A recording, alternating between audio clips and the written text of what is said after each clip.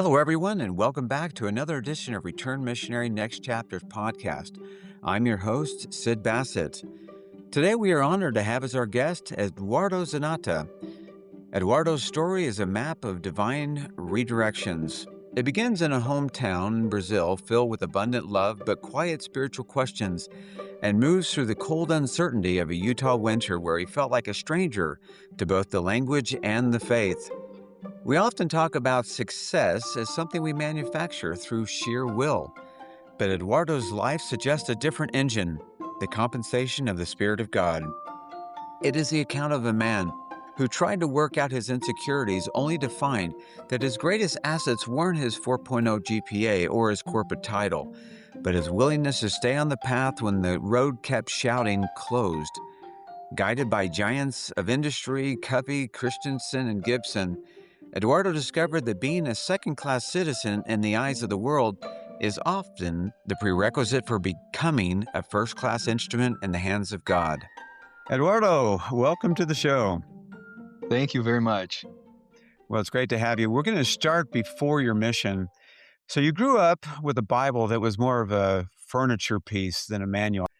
When your family finally invited the missionaries over in 2002, what was the piece of the puzzle that made your father and then eventually your family finally feel at home? Yeah, it's a great question. I grew up in a family that was full of love. We always felt loved and supported by my parents. I have some remembrance of them praying with us at night, and those were recited prayers, but they brought a sense of peace and a good feeling before we fell asleep. And we went to church a couple times a year. We grew up in the Catholic mostly by tradition and didn't really understand the Gospels. Like you said, the Bible was something we looked at, but we didn't really open up and read from together or individually. I remember at one time asking my dad, what happens after we die? And saw him looking up and looking back at me, and there wasn't much he could say with certainty. There was definitely a feeling of uncertainty. He went through some really big financial struggles and worked really hard to overcome them, and was able to overcome those challenges and get our family on stable grounding again. And he realized that despite overcoming the financial challenges, there was still something missing. There was still some level of emptiness inside, is how he described it. And he and my mom talked about it and said, maybe we need to find a church to raise our kids in a more active way. So we visited just about every Protestant church in our hometown and always felt, welcomed and had a positive experience overall, but didn't quite feel at home. And I don't think my parents thirst felt satiated, and the questions they had and what they were trying to look for at the time. But they were looking, and eventually dad walked into a bookstore in a shopping mall in our hometown, and he saw a book called The 7 Habits of Highly Effective People by Stephen Covey.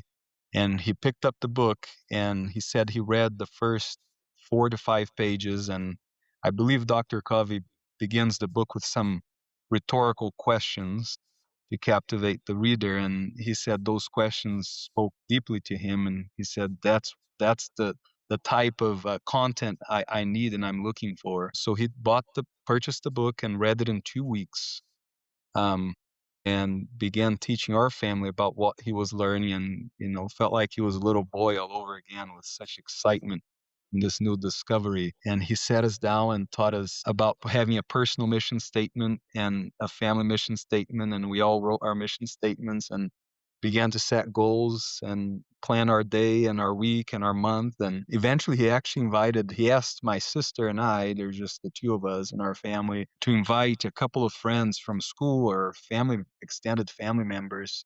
And he would teach a group of us friends about the 7 habits. Eventually he reached out to Franklin Covey in Utah and said, I need to open a branch of your company in Brazil. These principles are too powerful. And they said, actually, there's someone leading the organization in São Paulo. So he connected him with my dad, and he hired my dad as a consultant, and he began doing consulting work on the side for Franklin Covey. And that really was a strong drive for him, and he felt so much fulfillment. And then Another day reading a publication, a famous Brazilian publication, there was an article on Stephen Covey, and the article said Stephen Covey is a member of the Church of Jesus Christ of Latter-day Saints. And my dad made the connection because Dr. Covey was quite explicit in the book that the principles he was teaching were not his principles. They were God-given, universal, self-evident principles that belonged to most religions.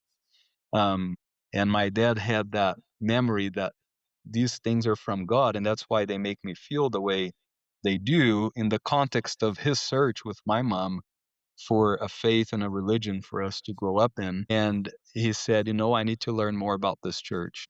So he reached out to a colleague at Franklin Covey and asked him, how do I get a hold of your church? He gave him the telephone number to one of the chapels in our hometown. And my dad would call the chapel every day, Monday through Friday, between 8 a.m. and 5 p.m., and nobody answered the phone. And he said it was his last attempt after several days. He made the call and someone answered. And he said, hey, I want to learn about your church. How can I do that? And they asked for our contact information, sent the missionaries. We had, I think, maybe 4 or 5 different companionships teach us over a 6-month period. Dad had a lot of questions, um, and he was really trying to learn in a rigorous way. But we all had, I remember I was 13 at the time, almost 14, and my sister 10, almost 11. I don't remember much of the content taught, but I remember the feeling in our living room, Mm. surrounding the missionaries and surrounding all of us. Um, and I do remember specifically when they taught us about the plan of salvation. And I think that was something that struck our whole family, looking back to, the simple question I asked my dad, what happens after we die, to, my mom, her mom passed away, my grandma, when she was only my mom was only 7 years old.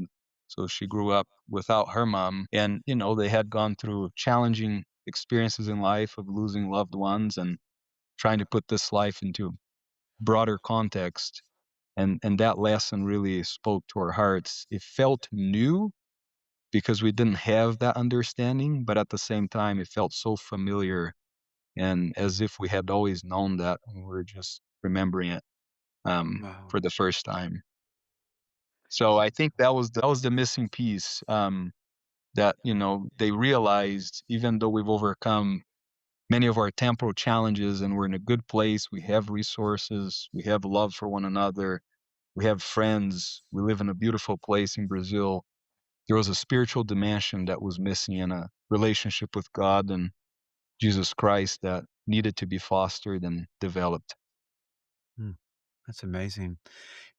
Just before this call, you and I found out we've known each other for a number of years. We first met you in New Jersey when you were a missionary, an excellent one at that. And I remembered you over these years and watched you progress through your career, your academic and professional career.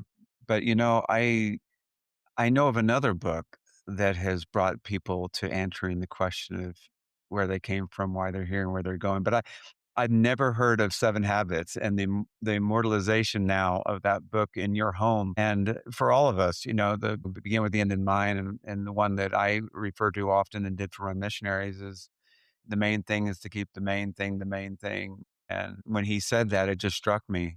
Jesus Christ is the main thing, and if you can keep that the main thing, all the other things just sort of fall into place. That's a beautiful story. And your relationship with the late, great Dr. Stephen R. Covey was actually nurtured over time, if I recall. I know I'm going to skip ahead here, but we'll gonna Yeah. kind of go front and back. But tell us about that. How did you first meet him? Yeah, that's right. So shortly after we joined the church, our whole family joined the church together on the same day, 24 years ago. Just a few months after that, I had an opportunity to move to Provo, Utah, and live with 3 different Latter-day Saint families over a period of the school year as a sophomore in high school. And the primary objective for me at the time, I received a scholarship from Rotary Club that often sends young people around the world as foreign exchange students to learn a language. So when I had applied for that scholarship prior to joining the church and even prior to learning about the church, my goal was to come and learn English. My dad always impressed upon us the importance of learning English as sort of the global business language. And he didn't have an opportunity as a young person and really struggled with it later on in life. And he wanted my sister and I to have an opportunity earlier in life. And I came again, was probably, so I joined the church in February. I moved here in August, so just a few months later. And I remember feeling totally overwhelmed, but was greatly blessed to live with three wonderful families that wrapped their arms around me and taught me about, continued to teach me about the gospel. So it felt like an extended experience with the missionaries. And I went to seminary, and I was so excited drinking from the fire hose of the gospel, that I would go to the church store. I can't remember if it was Desert Book here locally or distribution services, but I would buy the hymns CDs and I would listen to them all day because I was learning English, but I was also feeling the Spirit. And I would go to seminary, come home and write up an email to my parents and my sister and say, look at all the things I'm learning from the scripture. This is so vast. It's so much bigger than we even imagined. And it was a really fun way to learn together and for me to sort of extend the experience I was having here, which was so unique to my parents and my sister in Brazil. There was a day that we went to a church activity. I think it was a scouts activity at a church building. And I'm sitting there with my host family and I see this bald guy, this bald, good looking guy full of light in his eyes. And I recognize it's Stephen Covey. And my host father said, after the meeting, we're going to go meet him. I want to introduce you to him. And my English was extremely limited. So I was as nervous as I was excited for that moment. And I believe I had my Seven Habits book in my bag with me. No. um, so, had the opportunity to get his autograph, and he wrote a scripture in the Doctrine and Covenants, I think was section 90, verse 24, which was one of his favorite verses, about searching diligently and being believing and praying always, and all things will work out together for our good if we stay on the covenant path. And we got a picture together. He signed the book. He wrote that scripture. The next morning, he asked me a little bit about my background. I told him in a very broken English about our family conversion story and my parents. The next morning, he sent a fax to my parents in Brazil, telling them that he had met me, he had heard about the family. He was so happy with our decision to join the church and that he couldn't wait for us to become an eternal family, just a year from then. And so that was one single interaction with him. And then, he took the time, which is amazing, out of his extremely busy schedule to send them that letter, which made their day, made their year. For my dad, it was, something so precious at the time and still is. And then fast forward a few months, we get to the end of the school year. My parents come to Utah to pick me up at the end of the school year. My sister was also with them. And Rotary Club called me and said, hey, how much longer are you in Utah? And I said, a couple more days with my parents and my sister. They said, well, we have our weekly lunch with the Rotary members coming up. I think it was a Wednesday or a Thursday. And they said, we would love for you to come with your family and for you to say a few words and thank the members of the Rotary Club and the program for this opportunity. And we went together. We got there. They said, we normally have a guest speaker in these meetings. And we sit down at the table to eat lunch. And in walks Dr. Stephen R. Covey. And he happened to be the guest speaker that day, and we had no idea that was going to happen. It was definitely not planned by anyone on earth. But my dad just about fell off his chair. I had an advisor in the Rotary Club, a wonderful man named Stan Miller, who met with me at least once a month to give me advice and help me navigate the exchange program. And I told him, I said, Stephen Covey, as you know, is my family's hero. I need to introduce my dad and him at the end of this meeting. He said, don't worry, I'll take care of it. The meeting was over. Stan got pulled by someone else for some timely need. And out is Stephen Covey walking, leaving the restaurant where we were.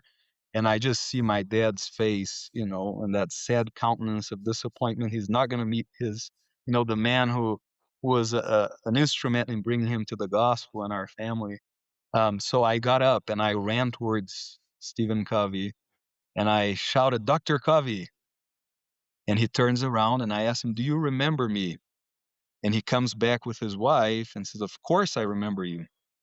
And I said, "Well, do you remember my family and their story?" He said, "Of course I do." And I point at my parents and my sister and I say, "Well, this is my family." And a tear comes down his cheek and he says, "This is why I still work." And my dad asks him, "Dr. Covey, do you mind if I mail 7 questions to you?"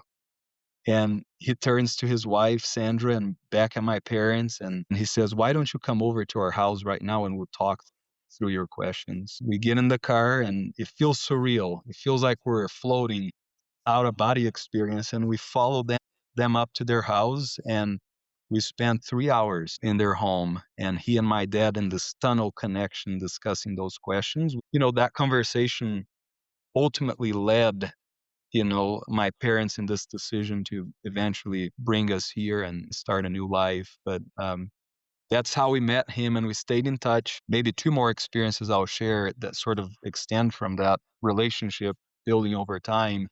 The next day, we went to Sundance, the resort, for a Franklin Covey training that my dad was attending. And as we're walking towards the resort, we hear, "Brother Zanatta." And we turn around and it's Stephen Covey holding a camera case in his hand. He said, "You left your camera case at my house last night." And then my dad walks into the restroom and Stephen Covey follows him and he pulls him aside and he said, After your family left our home last night, I went to sleep. Um, and I had a dream, and I saw both your children walking on BYU campus. Have they considered BYU?" And my dad said, "Not really. They're still pretty young in high school." And he said, "Well, you should have them apply. And if they don't get in, give me a call." And then he came to me and said, 2 things that I think you should do that will change your life.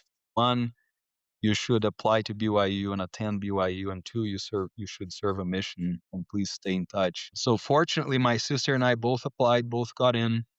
And towards the latter part of my time at BYU, I had my last phone call with Stephen Covey in which he encouraged me to pursue a business degree and offered to help me. And I asked him, "What are you working on these days?" And he said, "I'm working on 10 different books and writing projects." And I asked him, feeling really puzzled, "Why 10 different books and writing projects? You've written the most influential business book of the 20th century." And I'll never forget his answer. He said, "Eduardo, you must live life in crescendo. Your greatest Jeez. work is always ahead of you." And that was the last conversation we had before he passed away. Wow.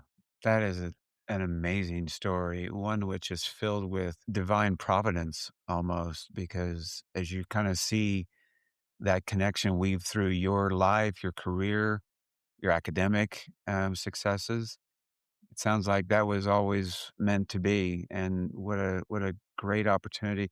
And honestly, I'm a Dr. Covey disciple myself, and just to hear you just gives me chills to tell me that, what, this guy's the real deal. He practices what he preaches. He understands what a high leverage relationship is, and he actually, and together with you and your family, has made quite a miracle come of it.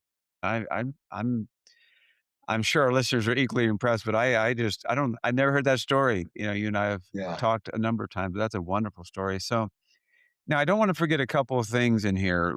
When you and I talked before this, there were a few setbacks in your life. Right now, it seems all pretty glamorous, Yeah. but there was a few setbacks. First, you talked about your father already in business and that he had this failure.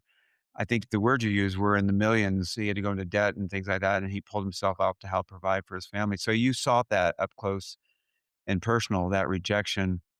But then you also talked about going to this family and as a foreign exchange student. How ironic to use those words, because I have to imagine it was quite foreign as you made that exchange of your homes. Tell us about Yes. that experience because your family didn't have that. You talked about how you were having this great experience, but I'm sure it wasn't easy. And for missionaries, it's not easy to go to a foreign land. And while to some people, not to you and me, but Provo, Utah seems very normal and natural, but to you, especially growing up as far as ways you did, it wasn't very normal or natural. It was very foreign to some extent. And then if you could just sort of pick up on a story you told me about your father and that conversation you had with your father, feels like a little bit like a young elder Hinckley talking to his dad after he was about ready to give up on his mission. Sorry, I'll let you tell your story. Yes. No, thank you. Thanks for the questions and reminders. I would say growing up in our family, mom was always a constant, endless source of love, and dad has always been my best friend and someone I could always call and he would always answer. That's actually one of the greatest memories I have is that I don't remember ever calling my dad during business hours and him not answering the phone, even if he was to say, "I'm really busy in a meeting, can I call you back?" But he would always answer. So I felt loved unconditionally and I felt important. And I felt like I always had a listening ear and a sounding board. And my parents were far from perfect, right? And especially before joining the church, they were truly like we all are working progress and trying to find answers and sometimes making mistakes and making them again and again, not quite understanding why things are not working out. And there were a lot of mistakes made in the business realm with family business, extended family that created a lot of challenges for my father, but for both of them in reality. And like you said, he lost everything and more and was deep into debt in the millions at the time, but never lost his hope. He had people come to him, and I remember him sharing this with me after many years, saying, "Hey, you should just leave our hometown and start afresh somewhere else. You should declare bankruptcy. You should find relief in drugs." He even received that kind of advice, bad advice. And I'm sure Satan was trying to take advantage of that window of hardship and darkness to push him further into that. But, somehow through divine providence and his own upbringing and his own character and my mom's loving support, he calls her an angel to this day. He is stuck with it. And they shielded us quite a bit from that experience where again we felt like everything was just fine, but it wasn't. But I got to watch them, and every Saturday morning, Dad worked really hard during the week. My mom actually worked with him part time, and then the rest of the day she was with us, taking us places. But I remember waking up every Saturday, and before it was light outside, he was at his desk working.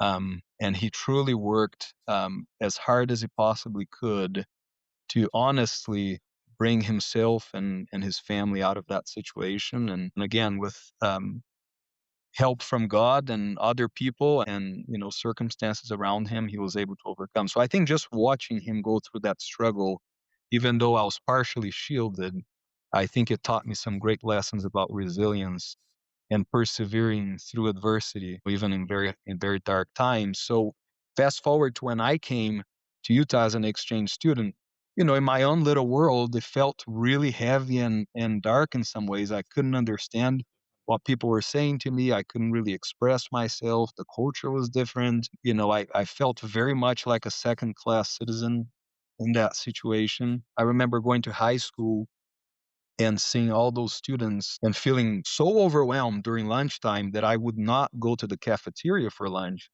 I would go to the library because I could read my book and be safe by myself.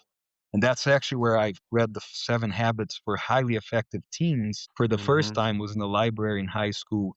Somewhat of as escape from, the crowd that really overwhelmed me and my inability to communicate with them. But I also learned that there can be a blessing in loneliness, that there is a side of loneliness and being in your own wilderness and your own desert that can create a lot of character and learning and reflection and self-reflection. So that for me, those lunch hours helped shape me in many ways. It was my own little prison temple, if you will.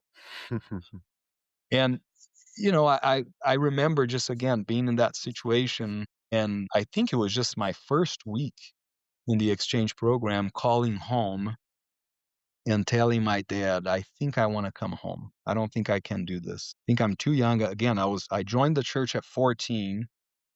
I came right after, a few days after my 15th birthday. So I was 15 years old in this, completely different setting.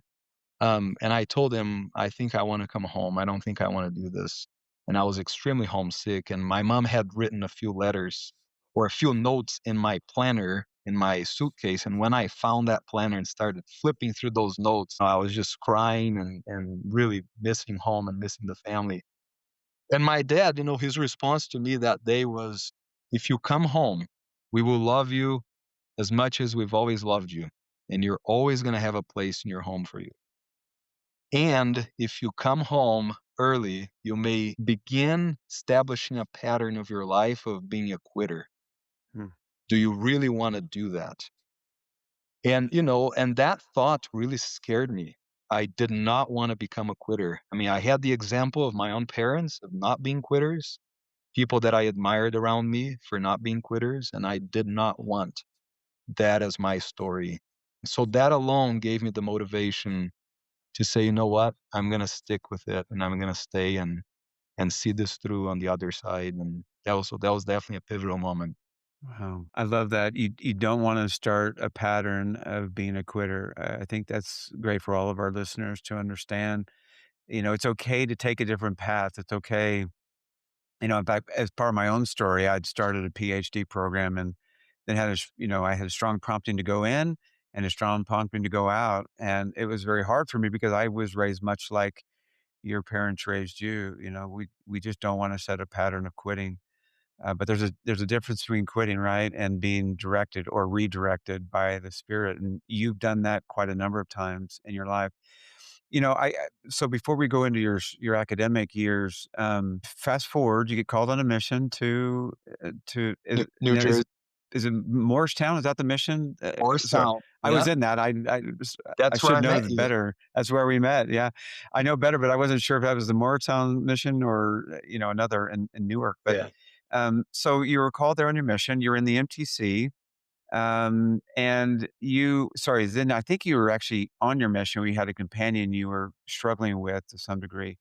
And then you had this miraculous experience with a guy, I would say random, but you and I don't believe that anymore.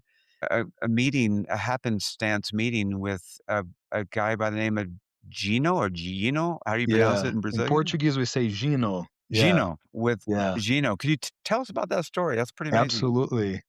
Yes. So I was in my first English speaking area after having served a couple of transfers in Portuguese, which was the language I was called in, but there was really only one Portuguese speaking area in the mission. So the majority of the mission for me was English speaking, which was another gift to further enhance my English speaking skills. But I remember being in this first English speaking area. It was still towards the first part of my mission. I was still feeling homesick. I had this companion that, wasn't the easiest companion. He was having his own emotional troubles and having a hard time finding motivation to want to work. And it was a very different area from the Portuguese speaking context, which felt very familiar and very easy to start a conversation, get into people's homes. This area was primarily Jewish, and no one wanted to talk to us. We would trek to all day and do some street contacting, and there was a lot of rejection. And I felt a sense of purposelessness, of not understanding why would I be in that area? Why would I be spending my time there? Why would the Lord send me there with that companion, with that audience, especially after being called to teach the gospel in my native tongue? And it was a preparation day. P day for us was Wednesdays. I knelt down to say my prayer and start my scripture study that morning before we went out and did laundry and grocery shopping and all of that. And in my prayer, I asked Heavenly Father, please help me understand why you sent me here. I don't get it. I'm having a really hard time understanding my purpose here. I don't get to use my language. These people don't want to talk to us. very different from me. Why am I here? And I had my study, and we had our companionship study, and then we left to go to the grocery store. And we were in the vegetables section, and I was looking through vegetables, picking vegetables, and I see this gentleman next to me. He was bald, and he was probably in his late 20s, I want to say, mid 20s. And he asked me, he said, "Hey, are you a missionary from the Church of Jesus Christ of Latter-day Saints?" I said, "I am." And I asked him, "Do you know much about the church?" And he said, "Well, yes, I know a little bit about the church." And I asked him, "Where are you from?" And he said, "I'm from Brazil," which is where I'm from. And I asked him, "What state are you from?" He said, "I'm from Minas Gerais, which is my home state." And I asked him, "Which city are you from?" And he said, "I'm from Uberlândia, which is my hometown." And it turns out that we were both baptized in the very same chapel in Brazil. And he shared with me, "Hey, I'm a member of the church, and I haven't been in many years. I moved from Brazil to England. And during that transition, I just, disconnected from the church. And now I'm here in New Jersey, and I would love to spend time with you guys and see if I can get back." And we taught him and obviously developed a really close friendship. And now he lives in Utah with his wife and children, and they're an eternal family. And, again, it was a life changing moment for me. And from that moment on, I learned I should never question. Heavenly Father knows exactly what he's doing, and he's putting me exactly where I need to be. And that was a turning point on my mission where I truly put the questions aside and said, let me focus on the work. He's in Yeah. charge. I'm not Y in charge. that the number of times people do that, we all do it, right? We're asking why, "Why me, Lord? Why me here? Why did I get this? Why am I this time?" And it almost feels like in heaven, there's almost like this moment of, "Okay, all right, would you give him a little clue? Would you give him a tip?" To show him some miraculous event so that we can get on with what we need from, him. And that Yes. Gino experience feels like one where he just said, "Okay, we know where he's going. Let's kind of move it along. Let's allow this incredible spiritual heavenly coincidence, let's say, kind of divine coincidence to allow you to remember who you are and why you're there, and that God really is looking after you." I just love that story. Thank you for telling our listeners that. Okay, so we have a number of topics I want to cover, but we may run out of time. So I'm gonna skip forward just a little bit. You're on your mission. We both served in the same area, of course, because I was serving the time of the stake presidency, and you were one of the missionaries in our ward who came into our home. By the way, for all missionaries, he was one of those missionaries who extended invitations and then showed up again and actually followed up on the invitations, which is a rare thing. So I did use you as an example. I'm sure the missionaries in our mission loved hearing about this guy, Eduardo Zanatta. But for me, it was always nice to tell, because not only that, I saw your life after your mission, and I could see the path you were on. So, but there again were some setbacks and disappointments. You applied to Stanford. You had really great grades. I think you can't go much higher than a 4.0, and you kind of felt confident that was the direction you were going to go. Did I remember you saying that your father went there or somebody? Yes, he went there for an executive program, so a short Okay. term, maybe a 2-week program, and we did get to pick him up at the end of the program, and he showed us the campus. And I was just really impressed by the institution and felt a desire to apply at the time, but like you said, got Yeah. rejected. Well, hey, we now know why. But even after Dr. Stephen Covey said you need to go to BYU, you went ahead and applied to other schools. That's All right, true. all right. I'll stop. I'll stop there. And just to clarify, I went to BYU. I considered transferring to Stanford my second year. But yes, you're right. I should have remembered his counsel to just stay where I was. I love that. Well, and so you also had other opportunities to go to a really top tier school in Brazil as well, right? So, you know, for people like myself, I was just absolutely thrilled to get into BYU. But for a lot of people, that's quite a high honor. But for you, it was just another option. It was just another alternative, and yet you felt prompted to go there. And then there are other disappointments along the way. You had applied to work for Goldman in, I guess it was in LA or New York, I In can't remember LA, which. In LA, okay, exactly. and then they didn't come back to you, and so that was another sort of disappointment. But then, you've talked about sort of this Joseph of Egypt experience, in your life and how that went. I've had a couple of those in my own life where I worked at a law firm and then eventually became the person who hired that law firm. But tell Mhm. us about that. We'd love to hear that, please. Yeah. So you're referring to the last summer internship before my senior year. That's what I was trying to secure at the time, and it was incredibly challenging, more challenging than any summer that I had.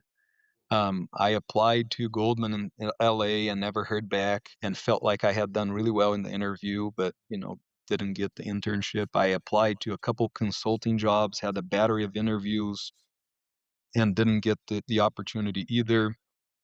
And, I was coming up on time and feeling quite nervous. And I felt like I was doing everything that I possibly could and applying to all the potential jobs that I could find in front of me that were, somewhat related to what I wanted to do. Um, and then I received a random call one day, and it was this guy on the other side of the line speaking Portuguese to me.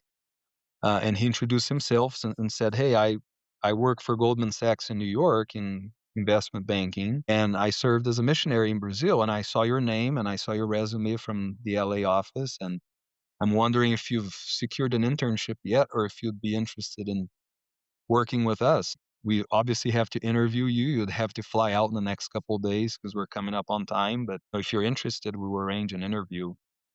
Um, and it was one of those moments that, I felt like I worked so hard on so many opportunities, bent over backwards, and nothing worked. And then all of a sudden, something falls on my lap. And then the stars start to align. And I have the interview, and it's a great experience. They call me back the next day and say, "Hey, you've got the summer job." I go to Goldman Sachs that summer, and still not quite sure why I'm there. I actually did not enjoy the experience. The hours were brutal. They're about 7:15 a.m. until about 9 to 10 p.m. and some days until 2 a.m. And I had a wonderful roommate, by the way. That is a separate story that's quite miraculous itself if you want to go into it. But I wasn't quite happy or fulfilled, and I couldn't see myself doing that job for years to come. I go to the cafeteria to get lunch, and I see this gentleman in the cafeteria, good looking African American gentleman, and I can't quite place him, but I said, "I've met that guy before." And I sat down to eat lunch, and I kept working at it and trying to remember where I had met him. Well, if you go back a few months, I was leaving a religion class at BYU, and my dad had always told me, "You should consider an MBA. And you should do an MBA." He had done an MBA himself, "and you should try to go to a top tier school. It will teach you so many lessons. You meet wonderful people. You find role models." And he said, "Do it." And I was ready to get out of school and go be productive and, feel like I'm contributing to society. And I was like, I don't want to go to more school. And I put that aside. But leaving that religion class that day, I just had this feeling I should apply to business school.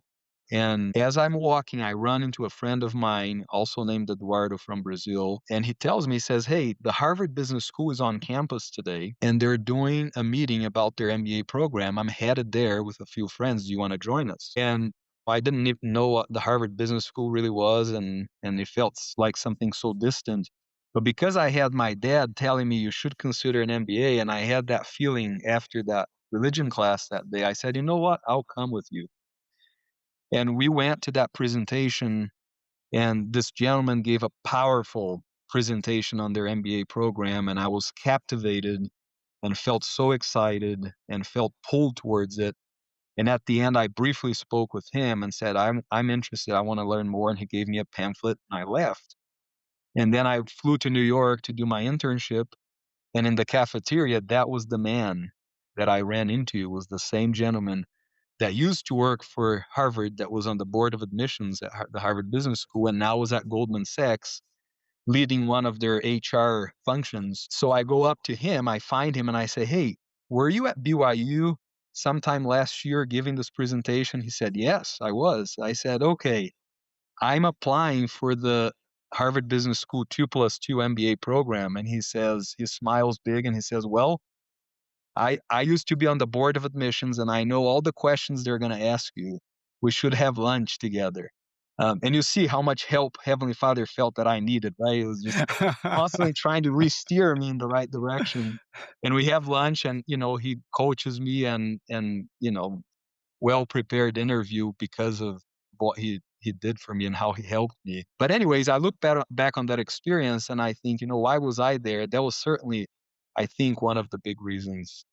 Well, I mean, I'm certain, I think we're all certain that that was one of the big reasons. It sounds like you were always sort of in the right place at the right time in his time and not necessarily in your own time. And I think we all have had to come to appreciate that when we develop a relationship with our Heavenly Father. And And I that, know you asked about Joseph of Egypt, and because yeah, I, yeah, I yeah, have yeah. mentioned to you, that he is my scripture hero. I love that story, and I reread it every few months, maybe every few weeks, because it's such a powerful reminder for me that Mm, if we're doing all that we can to stay close to God and stay close to the Spirit, He will guide us. Or in the simple language of my son, he says, "You take someone who is nothing and make them into something." And I truly believe that, and that's Joseph, right? mm. Someone that goes from a slave to, the servant to the head of the prison, to a prisoner, to a head of the prison, to prime minister. And it's God magnifying his little offering everywhere he goes. Whatever he touches, God turns to gold. And that's what I've experienced is we all can offer our very best, which is still little. But if we stay close to him, he will give us the spirit, which will magnify our offering and lead us exactly we need to go to the people that we need to meet at the right time, like you said, right place. So for me, the big lesson, through that experience of that internship and the brutal, long process of interviewing and trying to find a job was that God's delays are not God's denials. Mm. And again, if we stay close to Him, He'll direct our paths and He'll send His Spirit to guide us day to day.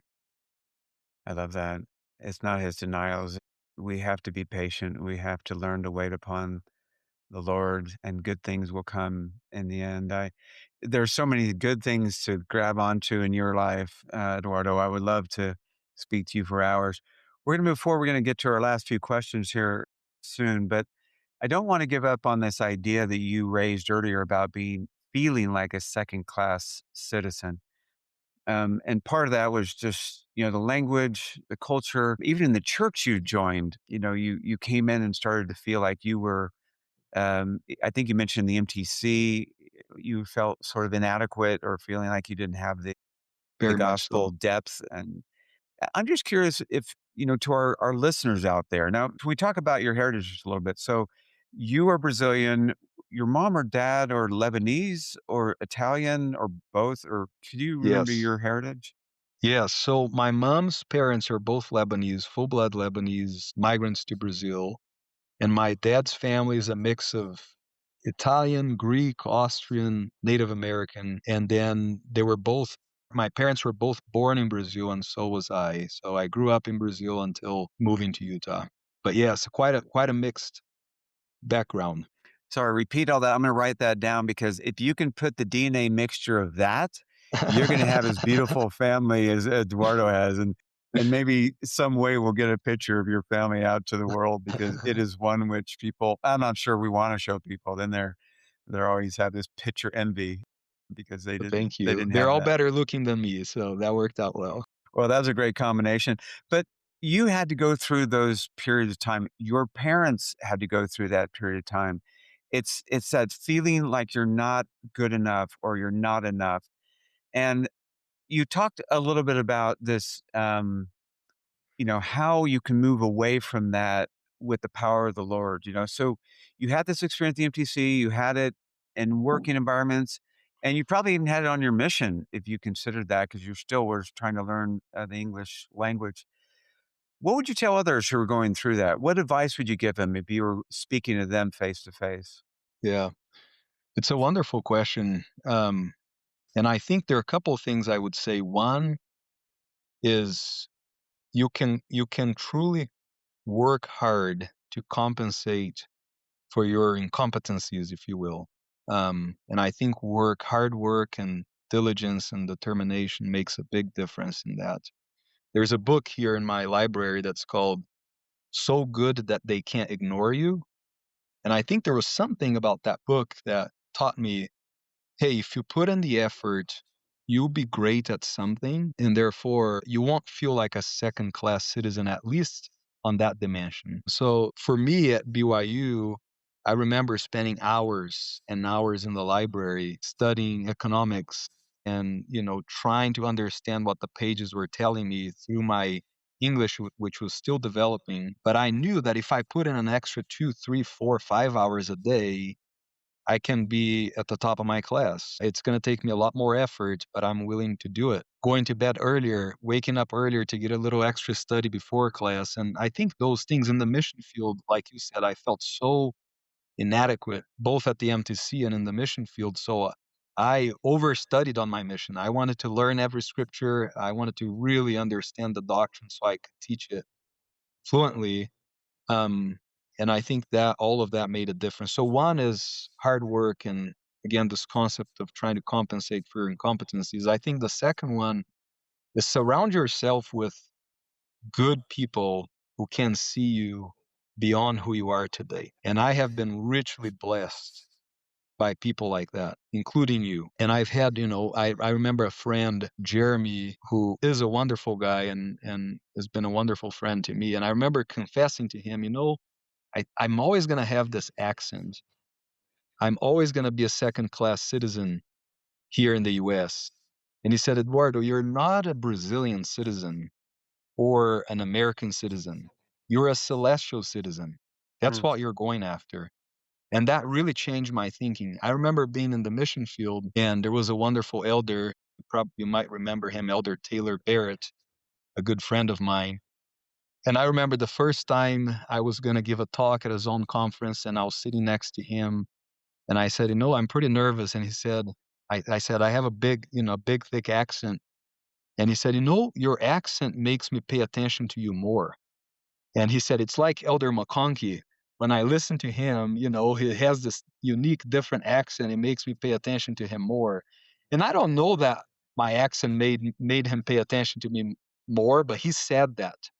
And that time I believed him, and he gave me that encouragement. And I've had so many experiences like that, including you, Sid, in the mission. I have distinct memories of me saying a prayer in a word conference and you being on the stand and you extending your hand and grabbing my hand to say thank you for your prayer.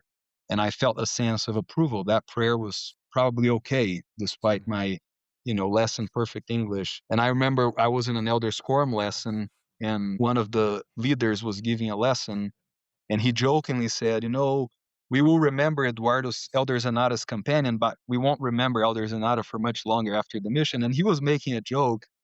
And you came to me after the lesson and you said, it's funny that he made that joke because you are someone that I will always remember. And Mm. those little interactions can change a young man's, a young woman's perception of who they are and who they can be. And, another one you mentioned, Gibson, at the opening of the podcast, Steve Gibson, a wonderful teacher and professor and entrepreneur and philanthropist who's become a mentor to me for the last 15 years. Talk about a person who believed in me when he probably didn't have many great reasons to, and he kept reinforcing that potential and elevating my view. So those are the two things that come to mind, Sid, is one, work hard, put in the work, pay your dues. And then two, surround yourself with people who can pull you up to higher places and who can believe in you, maybe even especially when you're struggling to believe in yourself. That's very powerful. I'm going to flip this on you, though, Eduardo. No, you're not going to like this, but there are many out there who would be a mentor for you, the you who are listening. But the difference is that you take the time to nurture that person who can mentor you. You come back to them, you follow up with them. I remember I was coming and speaking at BYU at the business school, and I don't think you even had that class, but you showed up because you heard I was going to be there. You tracked me down and you said hello. You made me feel like you might really care about the mentoring advice I might offer. And I know that's the way that Dr. Stephen Covey felt, Clayton Christensen felt, everyone after that, because you took the time to network back with them. You shared with you gave to them. It wasn't a one-sided relationship. It isn't just what can you do for me? It's what can I do for you as well. And people, there's many out there. And for our listeners, don't underestimate the power of a thank you note, a kind, reply. You always kept up with me, even in times when you probably felt like, well, I don't need him anymore. I'm going to go on. But you brought me into the decision making over the years, and I appreciate that. And I was glad to connect you with anyone I could because I knew who you were. I saw inside, which was pretty impressive. And as far as the accent goes, that really does make me laugh. It reminds me, sorry, listeners, here goes one of my stories, but there's a show called The Kid with Bruce Willis. I don't know if you've ever seen it or not, but I saw it many, many years ago. It's before your time. It certainly didn't ever make it to Brazil. In this, Bruce Willis was an image consultant. His whole profession, and he was at the top of his game. His whole profession was to tell people what they need to do or not do to improve their image. And they were on a plane one time, and there was a lady from the South. So she had a Southern accent like I would naturally have. And she'd use y'all and other sort of cutesy Southern phrases. And she said, I was told I need to lose the accent. I need to move away from the accent because it sort of lowers my IQ, I think is what she said. And he gave her all these things she needs to change. He says, but don't change the accent. That's your charm. That's your signature. That's your entree into greatness. And he was such an obnoxious person. But to say that meant something to her.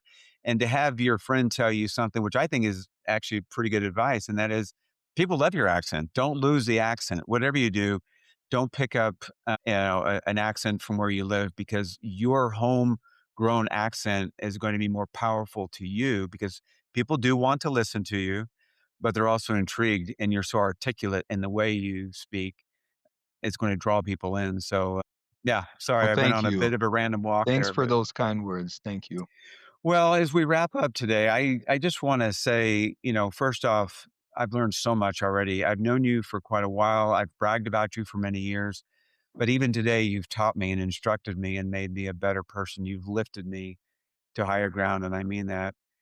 So, couple of things. One is, aren't you glad you went to BYU, right? You met your forever Absolutely. companion and started that beautiful family onto the next generation. The second is you've often said you can underestimate God and the power of what He can do for you, and I love that. What would you say to the person who's at the beginning of that journey, who's sort of in the year one? You said sort of over 20 years, you've just been amazed at the Lord and the way He's directed your paths. What about that person, sort of that year one or two? They're really struggling to see beyond the midterm or the next job assignment or whatever's next in their chapters of life. Yeah, that's a wonderful question because looking back is always easier, right, than looking forward. I would say a couple of things. One, I used to be a major planner. When I was at BYU, I would spend 3 to 4 hours on Sundays planning my week and really designing, different aspects of my days and all the things I wanted to do and accomplish and the people I wanted to connect with. And that was a really powerful exercise of, this idea of the mental or the spiritual creation. And I think there's a lot of merit to that. But I also think at times I overplanned. And the reason I did it is because I thought that life was about going from point A to point B in a straight line, more like a map. And then the more I've lived, the more I've realized that life is less about a map going from point A to point B, and it's more about a mosaic. Mm. You have a piece in your hand today and you place it in the right place. And then tomorrow you get another piece and you do your best to seek inspiration and to work hard and to place it in the right place. And over time, the pieces are in the right places. You pull back and you see the picture. And I think life is truly a lot more that way. I think it's a way for us to learn faith and it's a way for us to be more influenceable and teachable and humble and allow our hearts to be broken a little bit in patience and in understanding. Um, and so that's one. Related to that, when I was working as an intern in New York, I read a book that changed my life and calmed my anxieties when it came to planning and trying to design a future. It's a book by Carnegie called Stop Worrying and Start Living. And he teaches this idea of one step enough, right? One step enough for me. Do your best today. Um, and that gave me a lot of assurance too that, it's really about the next step Mm. and then the next step after that. And then the third one is what I've shared before with you and on this podcast. Again, the story of Joseph, right? Joseph as a slave could never see himself as a prime minister. Like he would have laughed at that. And I think all of us in some ways we have that kind of a gap from when we start to all that can happen in our lives. And I think it's about what can I do today to connect myself with the Spirit? Because if I do, that piece is going to go in the right place today. And if it doesn't, there's going to be a quick course correction. And I think as long as I do that every day, and for me personally, Sid, my mission president, Steve Parkinson, you may remember him. Mm-hmm. He was a remarkable mission president, is a remarkable man, and still a wonderful friend. And he told me, he said, my goal is to turn every missionary on the mission into a scriptorian.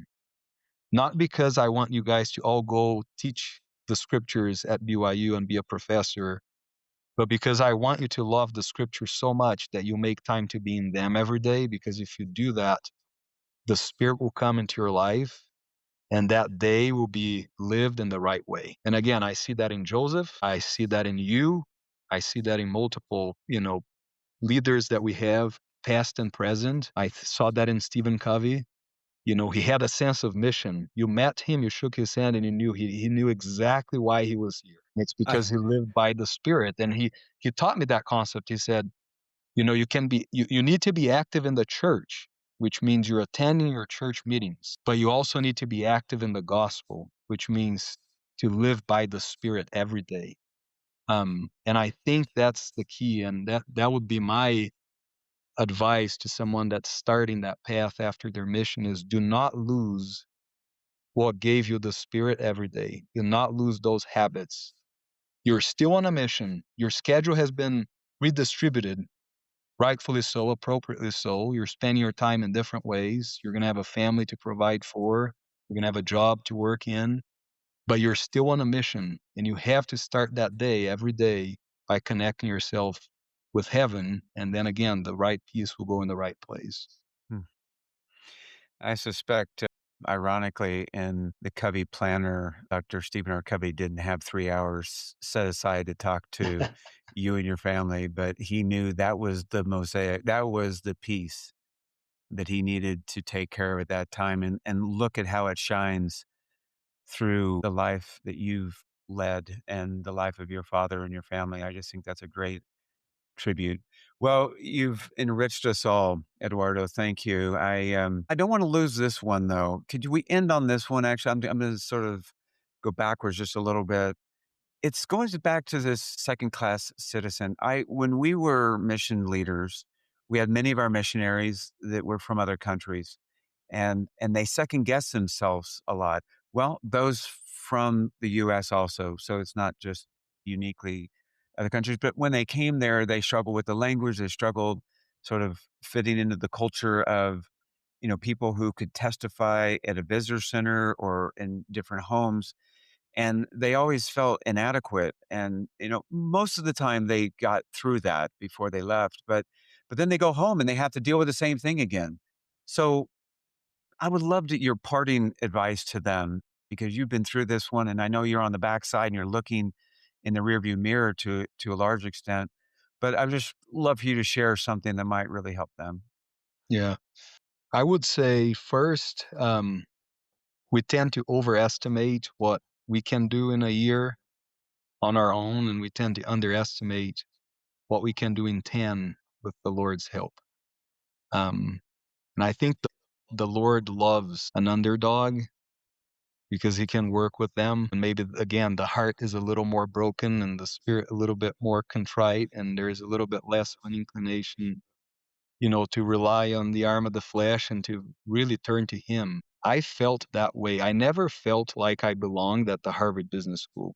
I really didn't. I felt like I was the dumbest person in every room and that everybody was smarter than me. And I'm sure that was true to some extent, but I'm sure others felt similarly too. And I remember every morning saying a prayer, please help me be successful in class and contribute in class. Please help me understand the content. And I would recite, even though we don't believe in reciting in our prayers, I would quote a scripture in my prayer because it spoke to my heart so much. Paul's lesson that, God doesn't give us the spirit of fear, but of power, of love, and a sound mind. And that's what I ask for every day. Give me that spirit. And then again, let me do a little bit more, a little bit better today. And I think that to me is the takeaway. Like, do not let 20 years, do not let the unknown that is far away overwhelm you. All that God asks is that we take a step today and we do it with Him. President Eyring gave a wonderful talk in the last General Conference, and he told of this experience learning physics, trying to learn physics and mathematics in college, and feeling totally discouraged and overwhelmed, and praying to God and, telling Him, hey, I think I'm going to give up. I'm going to pick something easier. I can't do this. Please help me. And he said he heard this voice from Heavenly Father saying, I am proving you, but I am also with you. And I think it goes back to that. Work on those little things that will have the Lord with you, partner with Him, and then let Him help you shape every day. And years from now, you're going to pull back, you're going to look at that picture, and you're going to be amazed by what you've co-created with Him. So for me, that's the biggest advice is, if you're feeling a little inadequate, I felt plenty of that. And I don't think that's necessarily a bad thing. I think it makes us a little bit more open to be shaped and to be led and to be guided and directed by Him.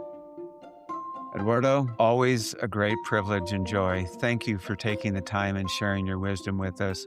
We love you. We wish you the best on the next chapters. Please give all our love to your family.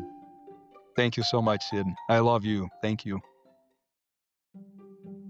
We hope you enjoyed today's program. It is our sincere hope that you gain insights from these lived experiences of disciples of Jesus Christ as you navigate your next chapters in life. We look forward to having you join us each week for the unfolding chapters of our guest. Remember to follow us on Instagram at rmnextchapters.